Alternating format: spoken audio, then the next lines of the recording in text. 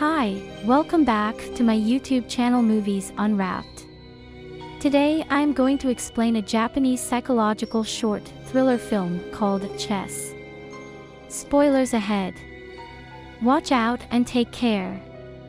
In the opening scene, the world chess champion, Akira Kato, is playing a match of chess against a computer called the Super Blue at the special chess exhibition. While Akira's brain can only calculate 3 moves in a second, Super Blue can calculate up to 200 million moves per second. The chances of Akira's winning seem low, but if he loses, he will be the first player in history to lose to a computer. As the intense game continues, he is visibly struggling. At last, he drops his king, accepting his defeat. The room goes silent and no one can believe that the world's most talented chess player, who has never lost a single match, just lost to a computer. Akira sits with his head down, not being able to process what just happened. The host mocks him as the audience laughs and reporters click pictures of a humiliated former Grand World Champion. Akira bangs the chessboard in anger, breaking it in half. 3 years have passed since the incident. After the last match, Akira has stopped playing chess and no one has seen him ever since. The following scene shows us many homeless people sitting on the side of the road on a cold morning. One of them is Akira, who has spent all his money on alcohol and gambling and is now living in the streets. A fancy car stops by them and 2 men in black suits step out of it. They forcefully pick up Akira and drive him away. He is taken to a mansion where he is welcomed by a wealthy old man.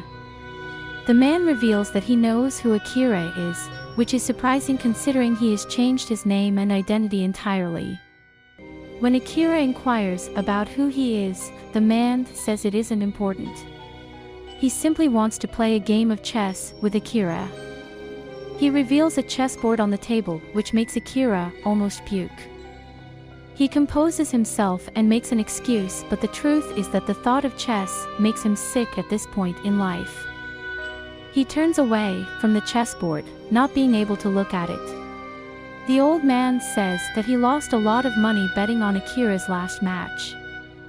Since Akira doesn't have even a single penny, the man wants him to play a game to compensate for the loss. Akira is unsure about the man's actual intention, but he knows he doesn't want to do any business with him. To get out of the situation, he bluntly tells the man that he doesn't play chess anymore. Moreover, he doesn't want to be a millionaire's plaything. The man picks up the king on Akira's side and says that he has lost without even playing. This reminds Akira of his last defeat, which makes him furious. He stops the man and asks him to move his pawn instead. Satisfied that he has finally persuaded Akira, the old man plays his move. However, Akira refuses to turn towards the chessboard or touch the pieces. Without even looking, he tells the man to move all of his pieces, confident that he will win the game anyway. We notice that the old man is wearing an earpiece and talking to someone while playing.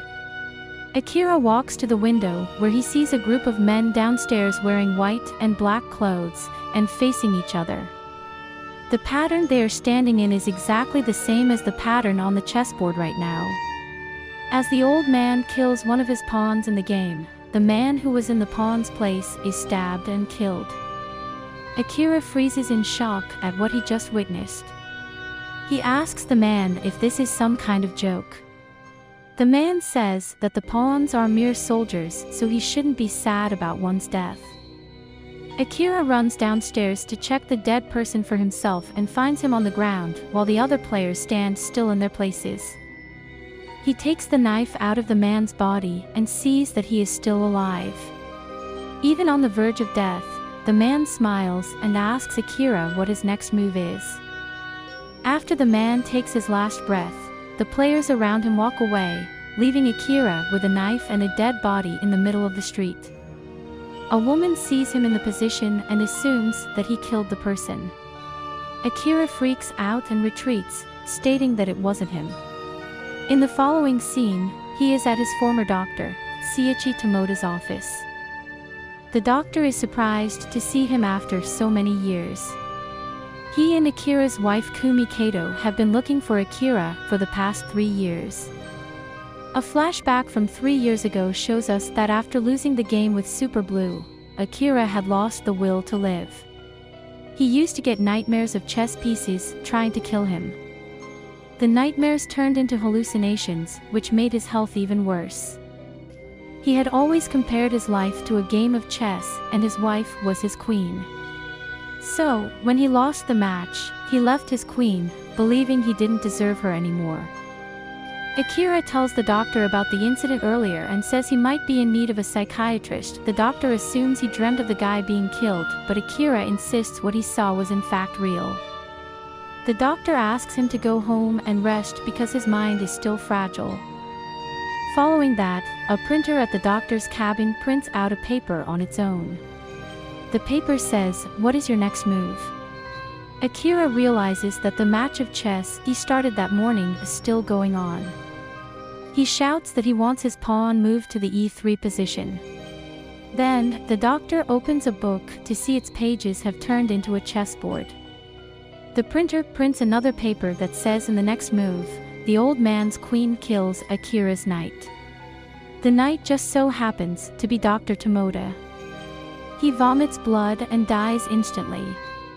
Akira is left shocked when he sees a picture of the doctor riding a horse on the wall, meaning the doctor was his knight. The cup he was drinking from earlier also has a chessboard pattern, so Akira assumes the coffee was drugged. A nurse watches them through the door but doesn't do anything to save the doctor. Walks in only after he is dead and asks Akira what his next move is. Akira runs outside, trembling in fear when he comes across a little kid holding a drawing with the current format of the chessboard. It is clear that he is also involved in the game when he asks Akira the same question. Akira answers that he wants to move the king to the e2 position. The kid tells him that the king will end up dead, making Akira run in the other direction. He gets a vision of people who have died because of the game and starts hallucinating chess pieces trying to kill him. As he runs away, he reaches a parking lot where the cars have been parked in the format of the chessboard. Unknown to this, he gets in the car that is supposed to be the bishop and tries to start it. However, similar to a bishop in chess, the car only moves diagonally. He leaves the car alone and gets on the one that denotes the rook. The car doesn't start because it is the opponent's turn to play. The rook from the other side crashes into his car, killing his rook. Following that, Akira goes to his old house only to see that it is on sale. The rook, also known as the castle, was actually his house in real life. Now that Akira gets the hang of real-life chess, he realizes that the queen is his wife Kumi and her life is endangered as well. He goes back to the old man's home claiming that he wants to quit playing the game and asking for his wife. However, the old man asks Akira to accept his defeat and remove his king to end the game. This again reminds Akira of the time he was humiliated after losing a match with the Super Blue. With determination, he continues playing the game and asks the old man to move his king forward. The game goes on for a long time and most of their pieces are out. At last, Akira is only 2 steps away from winning the game and the old man can do nothing to save his king. However, before he can play his turn, 2 men in suits forcefully take him away. In the following scene, the old man and Akira are in a stadium that has a life-size chessboard in the middle. The chess pieces are people who will die with a single wrong move. The old man says that their situation is similar to an Arabian king who used to play chess with his prisoners, killing them on the spot. He states that chess is a game without emotion because the players sometimes have to sacrifice their own pieces in order to win. For Akira to win the game, he will have to move a knight to checkmate. However, if he does that, the old man will kill his queen. Akira turns around to see that the queen is actually his wife Kumi, who has been tied and held at knife point. With tears in her eyes, she shakes her head, asking Akira to save her. Now, Akira can either win the game or lose his wife forever. He tries to move from his box to stop the man, but a sniper fires close to his legs, as a warning that moving will get him killed. The old man asks him for the last time if he wants to sacrifice the queen or accept his defeat. He also adds that a real champion would think logically and do what is needed to win the game. But Akita tells them to save the queen without hesitation. His wife is more important to him than winning a match. Everyone is shocked at his decision. He moves in front of her and spreads his hands, accepting his defeat. The opposition knight walks towards him with a knife and stabs him. At last, Akira falls to the ground. However, after his death, the old man smiles and claps for him in appreciation. Just then, Kumi's hands are untied. She smiles while looking at her husband's body, clearly delighted with what just happened. More surprisingly, the man who died in the first round, Dr. Tomoda, the nurse, and everyone else that Akira met during the game arrives at the arena while clapping for him. Then, Akira gets up from the floor, confused as to why he isn't feeling any pain. It turns out that the knife he was stabbed with was fake. It is then revealed that the game was a trick to get Akira out of his depressive episode and make him play chess again. He had been in a worse mental condition since losing the last match with Super Blue. So, to help him get better, the doctor with Kumi and the old man orchestrated the entire game as a part of shock therapy. The old man is actually the inventor of Super Blue.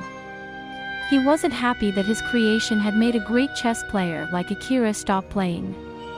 So to make up for his mistake, he organized and funded the game.